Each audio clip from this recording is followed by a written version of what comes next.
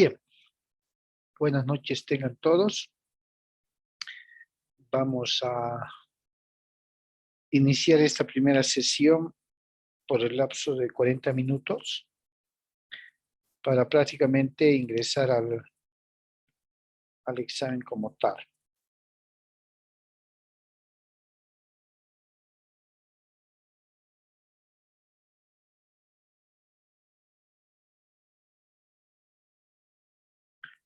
Bien, a ver, esperando que se conecten para antes del examen programado conforme al cronograma de exámenes que nos han pasado, podamos establecer una suerte de fijar las reglas que ya les he comunicado en el WhatsApp. Hola Saraí, buenas noches. Buenas noches, doctor. ¿Cómo estás? ¿Cansada? Sí, y preocupada por lo que le había comentado. Qué pena, tú que has asistido a clases de manera normal. Sí, doctor, por eso. Sin embargo, una vez arreglado, seguramente nos comunicarán inmediatamente para poder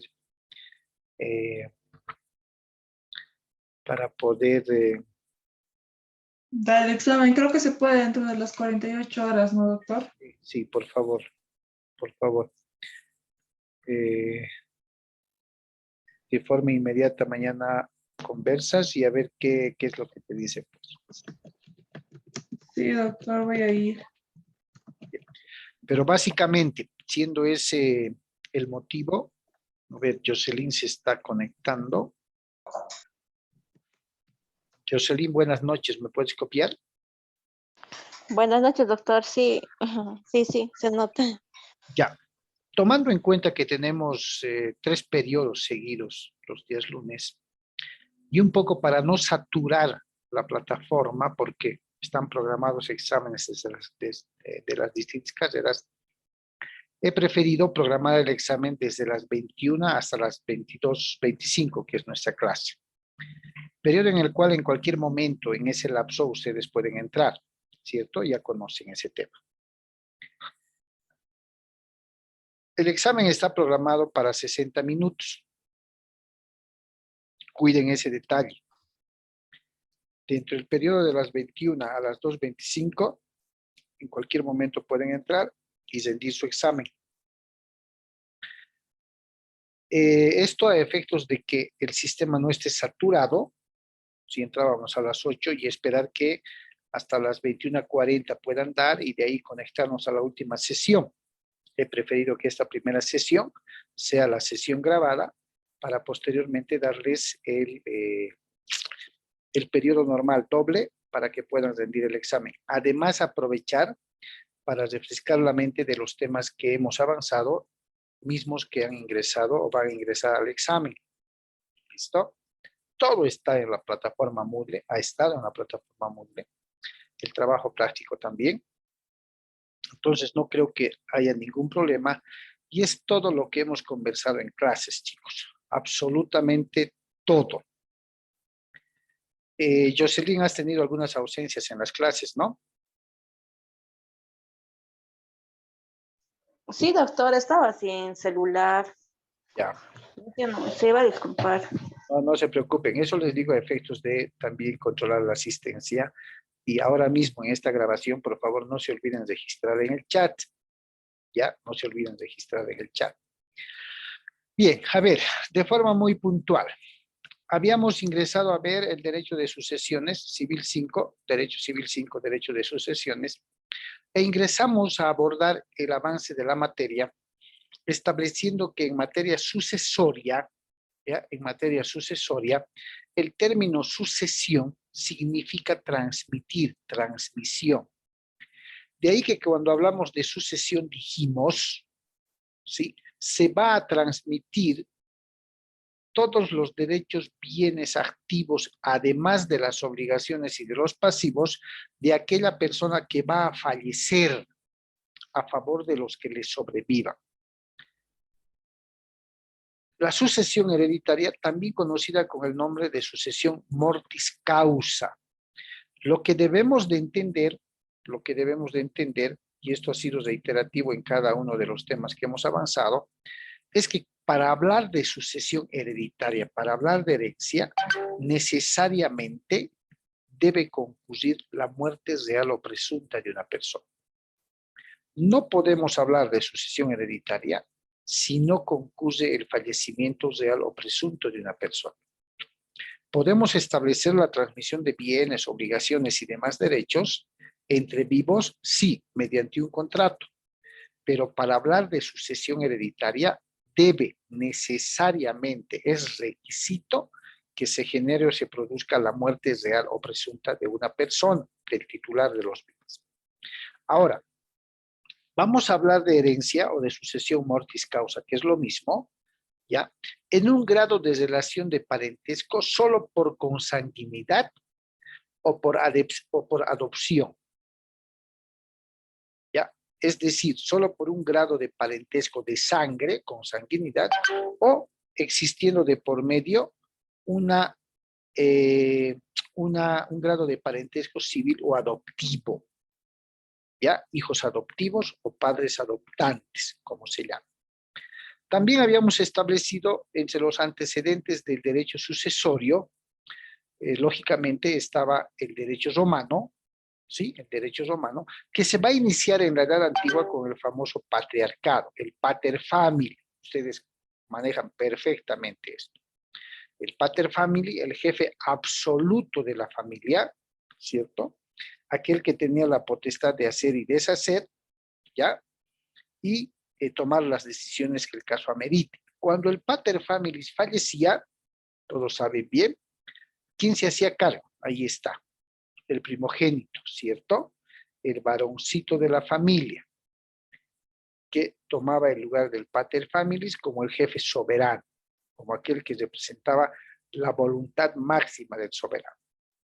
Es precisamente que en derecho romano habíamos dicho, el derecho de sucesiones establece que al morir el pater family, el hijo primogénito era quien ocupaba su lugar, asumía el cargo de nuevo pater familias, y si bien ese entonces no se conocía el derecho sucesorio como ahora lo manejamos, pero era manejado de manera consuetudinaria, es decir, con las costumbres, ¿cierto?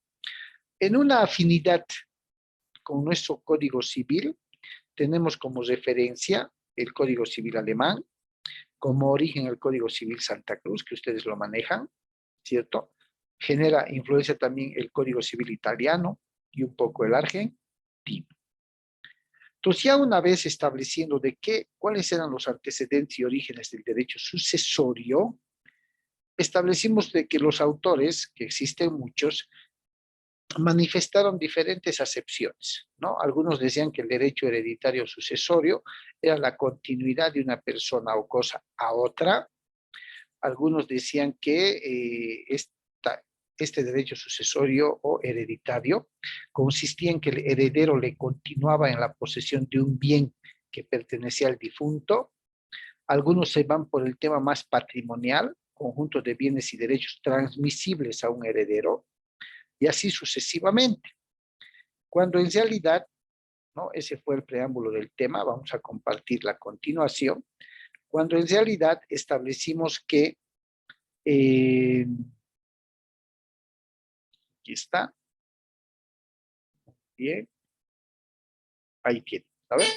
Establecimos la definición del derecho sucesorio y llegamos a definirla como aquel conjunto de normas jurídicas de orden público que va a encargarse de regular la transmisión patrimonial de derechos, obligaciones o relaciones jurídicas de una persona fallecida a favor de una o varias que le sobreviven, independientemente de que se trate de una sucesión legal, testamentaria o mixta. ¿Ya? Entonces, el derecho sucesorio, definido como aquel conjunto de normas jurídicas de orden público que tienen como objeto regular la transmisión de todos los bienes del fallecido a sus herederos, a los que les sobreviven. Las modalidades de la sucesión hereditaria son dos, a título universal y a título particular.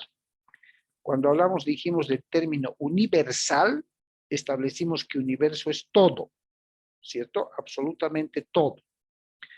Eso quería decir que el sucesor a título universal, es decir, aquel que heredaba todos los bienes del causante, del fallecido, lo hacía en su totalidad.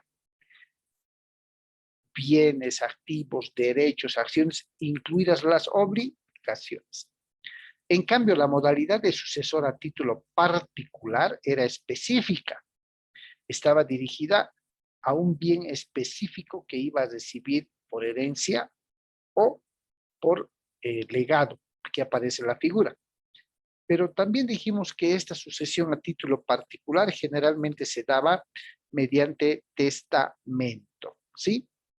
Es importante que manejemos cuáles son las características del derecho sucesorio. Universalidad, ¿sí? De manera muy común se recibe la universalidad de los bienes. Los herederos, segunda característica, no pueden discriminar entre ellos, no se pueden discriminar. La ley, cuando se trata de una sucesión legal, es decir, sin testamento, dijimos, les reconoce el derecho a todos los herederos por igual, sin exclusión ni discriminación alguna. Todos concurren en las mismas condiciones y con igualdad de derechos. Una tercera característica era la indivisibilidad. Los bienes transmitidos del fallecido a sus herederos no se pueden dividir, en el sentido de no se pueden escoger heredar solo los bienes y rechazar las obligaciones. O se hereda todo o se rechaza todo. ¿Ya? Es indivisible. Equitatividad, que se refiere a la igualdad de derechos en la cual concurren todos ellos. Las fuentes del derecho sucesorio, importantísimo y que puede estar en el examen, son dos. ¿Definidas de qué manera? La voluntad. ¿Sí? La voluntad, una fuente del derecho sucesorio. El titular de los bienes puede de manera por mera voluntad disponer de sus bienes en forma libre. En cambio, la otra fuente es la ley. La ley va a definir cuáles van a ser las condiciones en las cuales los herederos van a recibir la herencia cuando no exista testamento. ¿Cierto?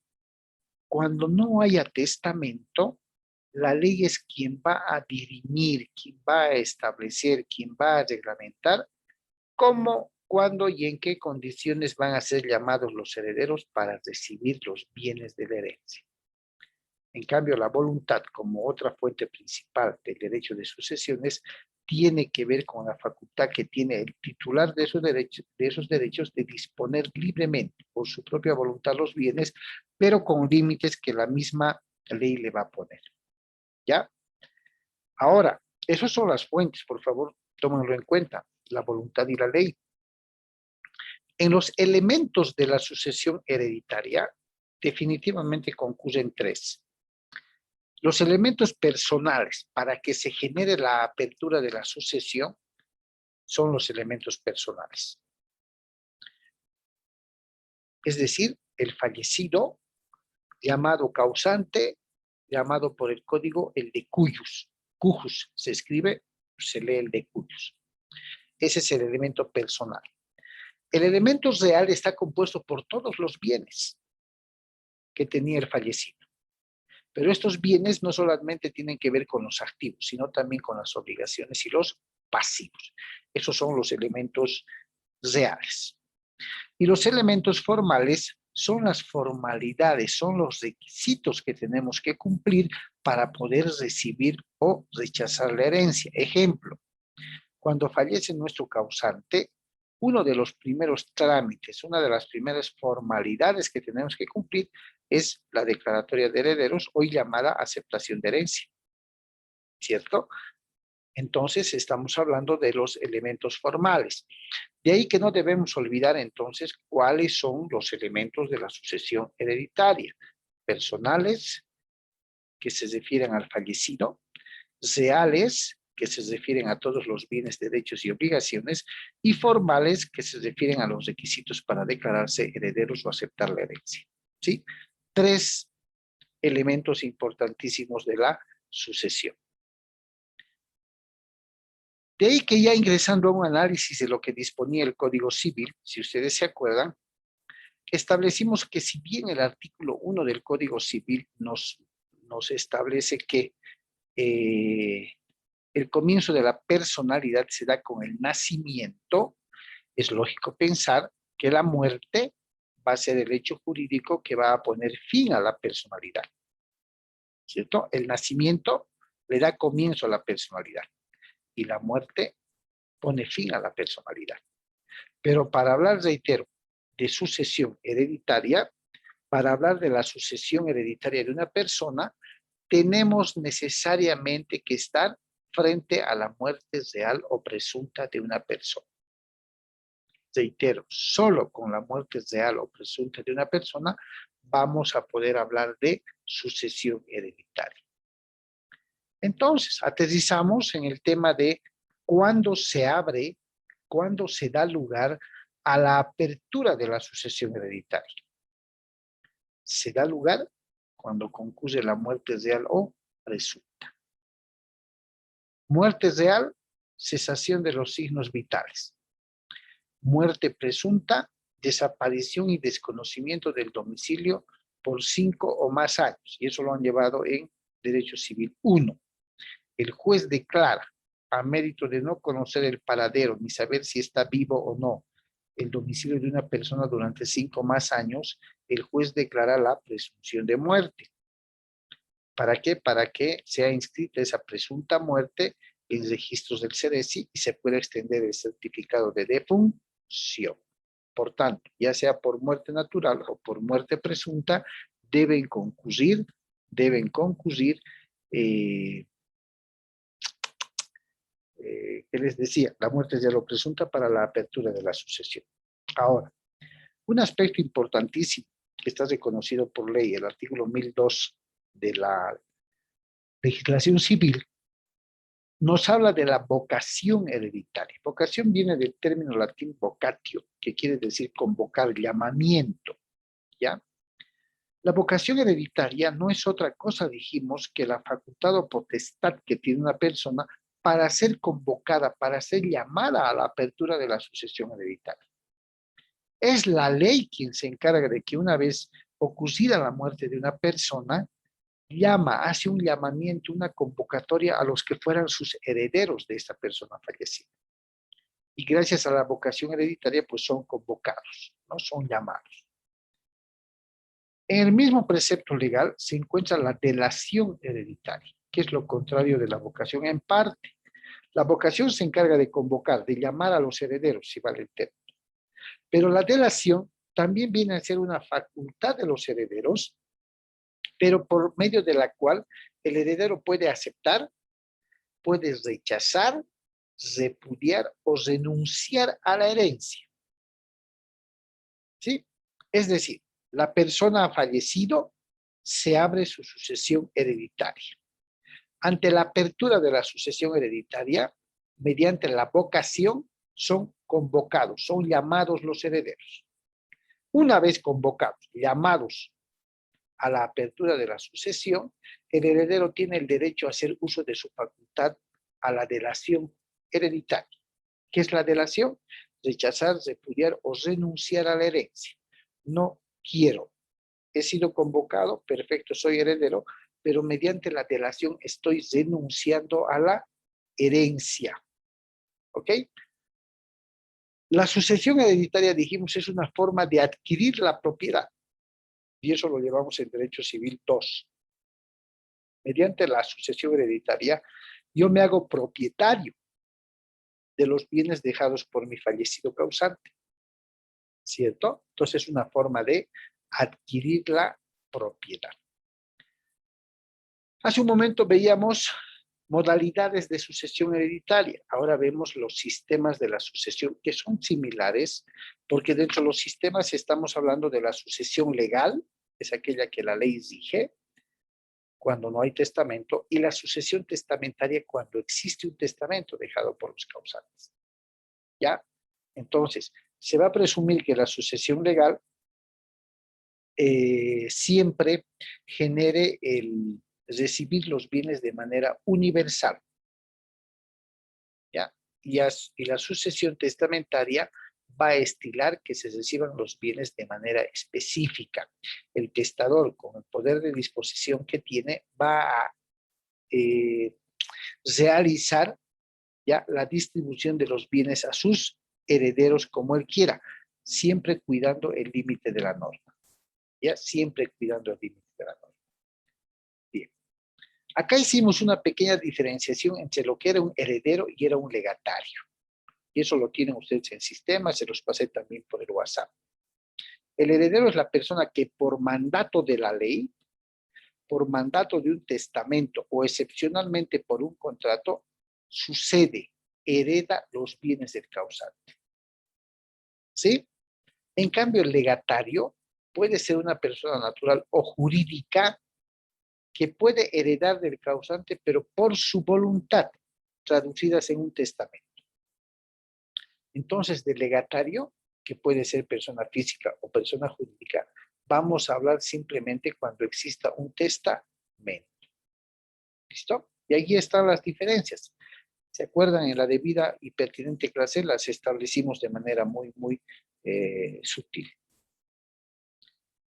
¿Qué requisitos para ser heredero? Que se abra la sucesión, y la sucesión se abre con la muerte de lo presunta.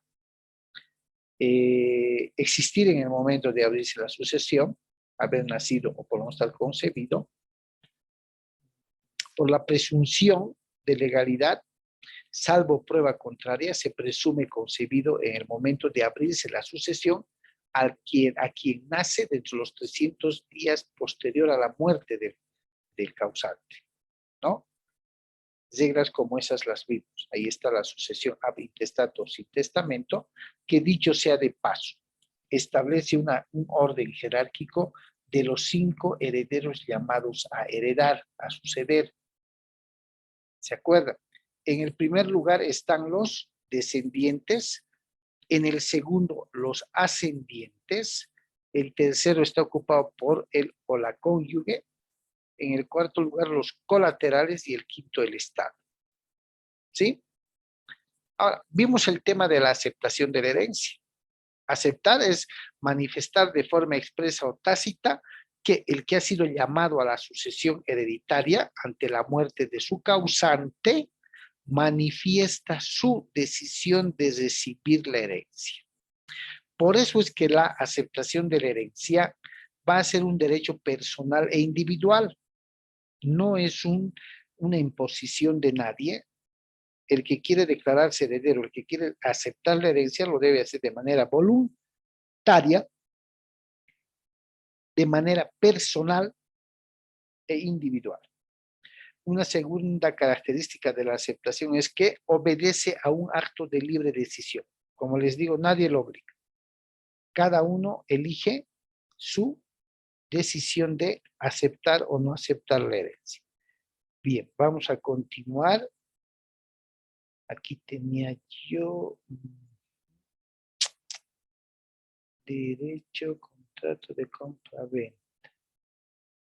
Tema 1, PowerPoint. Aquí está.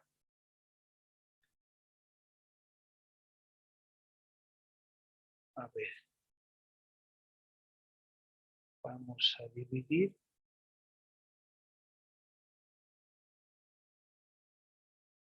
Ya.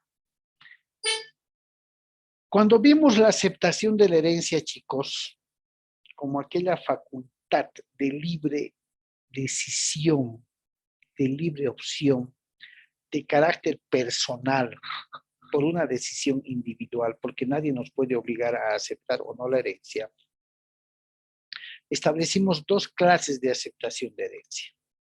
La aceptación pura y simple, y la aceptación bajo beneficio de inventario. La aceptación pura y simple, sencilla, expresa o tácita. Expresa cuando lo hago de forma escrita o lo hago de forma verbal. La tácita, la aceptación de haber aceptado, la muestra de haber aceptado la herencia, tiene que ver cuando el heredero, sin manifestar de manera expresa que acepta la transmisión de los bienes, realiza actos, hechos o demuestra conductas que nos hacen presumir que sí ha aceptado la herencia. Continuar con el negocio del causante, de su papá o de su mamá, continuar con la empresa que tenían, seguir atendiendo el local, hacerse cargo de la tienda comercial, o sea, actos que me hagan pensar, bueno, los padres han fallecido, ahora él continúa con el negocio familiar, aquello. De ahí que la aceptación de herencia puede ser expresa o tácita. La segunda clase de aceptación de herencia es la con beneficio de inventario. ¿Sí? La característica de este trámite de aceptación de herencia con beneficio de inventario tiene que ver porque pasa por una autoridad judicial, no solamente por el notario de fe pública. El notario de fe pública va a conocer un trámite de aceptación de herencia, ¿sí? Primero para mayores de 18 años y que sea de forma voluntaria donde no exista el más mínimo problema alguno, porque el momento que un notario podría ver, discutir, pelear a los herederos o alegarse algún reclamo, tiene la facultad de cortar procedimiento y mandarlos a la vía civil, ante el juez civil. Porque actualmente las declaratorias de herederos se hacen ante notaría de fe pública por el principio de voluntad. Voluntariamente y sin ningún problema asisten a la notaría. ¿Ok? La aceptación con beneficio de inventario vimos que tenía dos opciones. Previo inventario y post inventario. Previo inventario, muy bien, acepto el cambio, licenciado, mejor dicho, acepto la herencia, pero quiero que se levante un inventario de los bienes totales que han dejado mis causantes para después tomar la decisión de decir si acepto o no acepto. Muchos casos se han dado, les había dicho que los causantes tienen fuertes deudas que los herederos no sabían. Y al fallecer estos, pues los herederos se hacen cargo de todo. ¿Sí? Bien. Y la otra es, muy bien, voy a hacerme cargo de la herencia, pero quiero que se haga un inventario de todo para poder definir al final si me quedo o no me quedo con algún bien. Esa es la aceptación de la herencia bajo beneficio de inventario. Ahora, un aspecto muy importante es precisamente este tema, la legítima. Ya, la legítima. La legítima viene a ser una reserva que hace la ley, una protección que la ley impone sobre el causante, sobre la persona que quiere deliberadamente deshacerse de sus bienes. Entonces la legítima le pone un alto al que hace el testamento y le dice, momentito, tú puedes hacer lo que quieras con esta partecita de tu herencia que vas a dejar a tus herederos. Esta otra parte, que es la mayor parte, está protegida por la legítima. Por eso se dice que es una reserva que hace la ley sobre la mayor parte de los bienes patrimoniales del causante a efectos de defender los derechos de sus herederos. La legítima divide y le dice al papá, por así decirlo, al causante, con esta parte puedes hacer lo que sea. Con esta otra parte que se llama porción de libre disposición, no puedes hacer lo que quieres. Es para que vivas, para que mires, para todo. Es más o menos una protección que determina la ley. ¿Ya? Pero fija, como vimos en tema, fija determinadas condiciones. La primera, ¿quiénes son convocadas, abierta la sucesión, a gozar de la legítima? Ya no son 5 como vimos anteriormente, solo son 3. Descendientes, ascendientes y cónyuge que sobrevive. ¿Sí? ¿Cuál es la legítima de los herederos forzosos? Es decir, de los descendientes.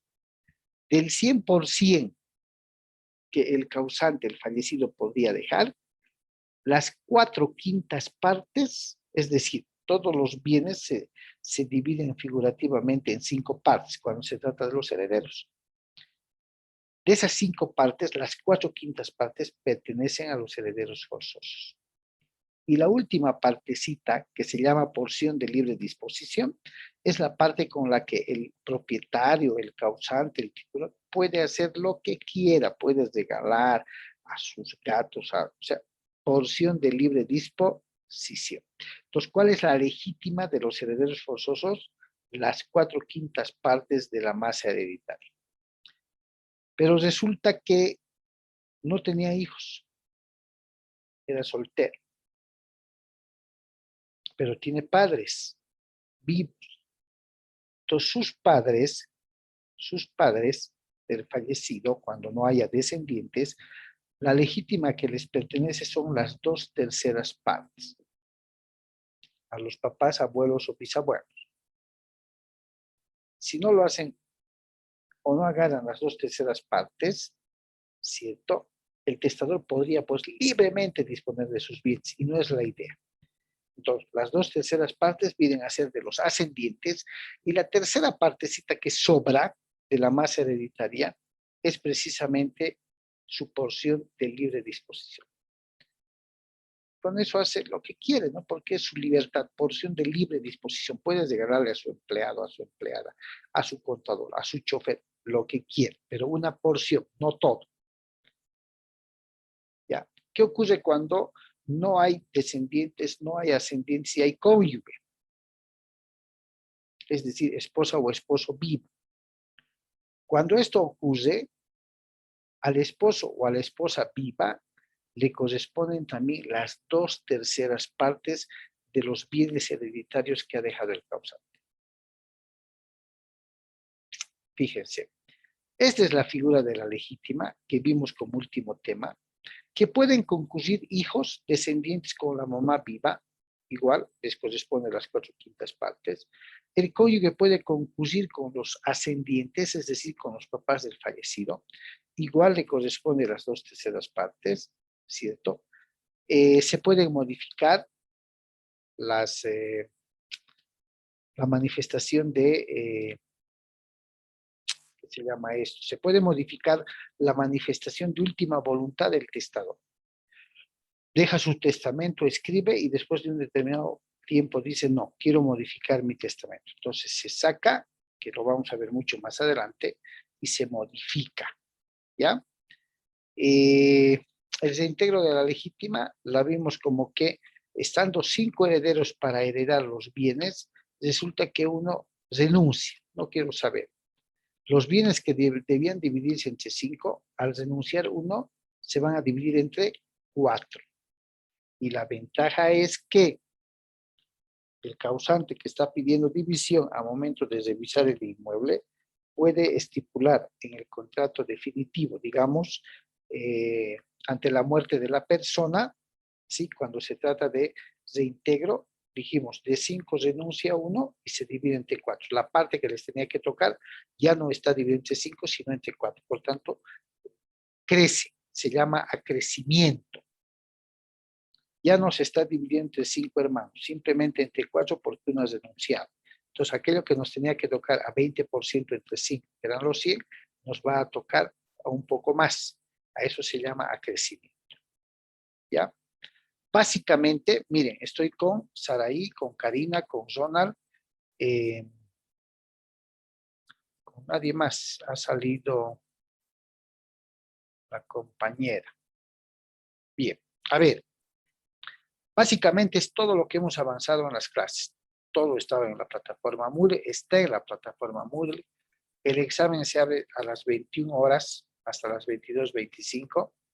En ese lapso pueden ingresar. Tiene una duración máxima de 60 minutos, mínima de 45. Yo voy a ir monitoreando el examen a partir de las 21 vía WhatsApp. Ya, por favor.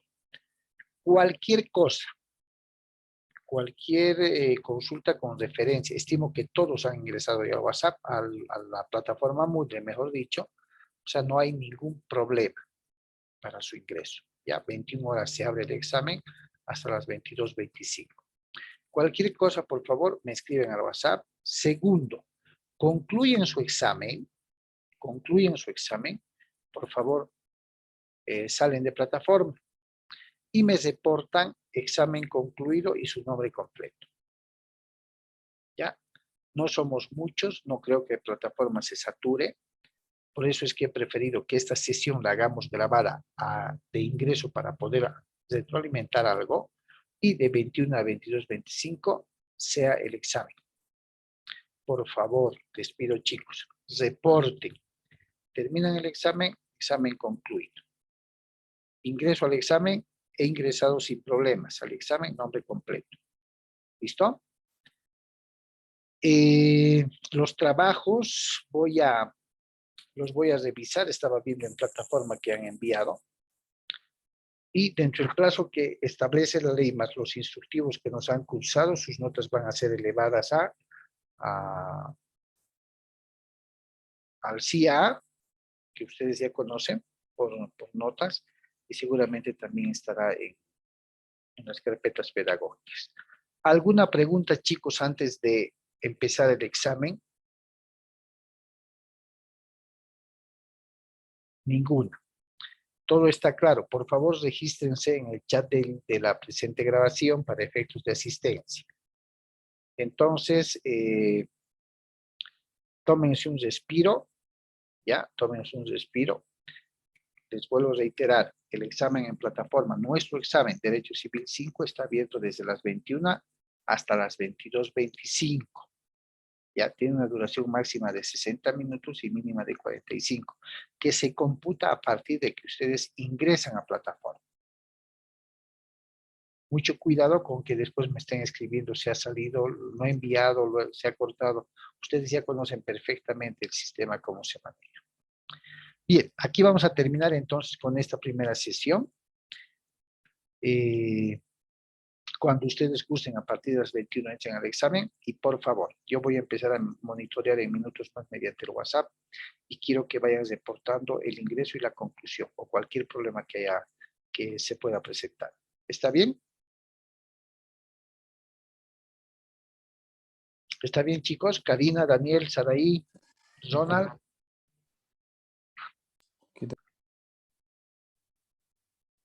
Ok, entonces, voy a cortar la grabación acá y nos vemos en unos minutos en plataforma.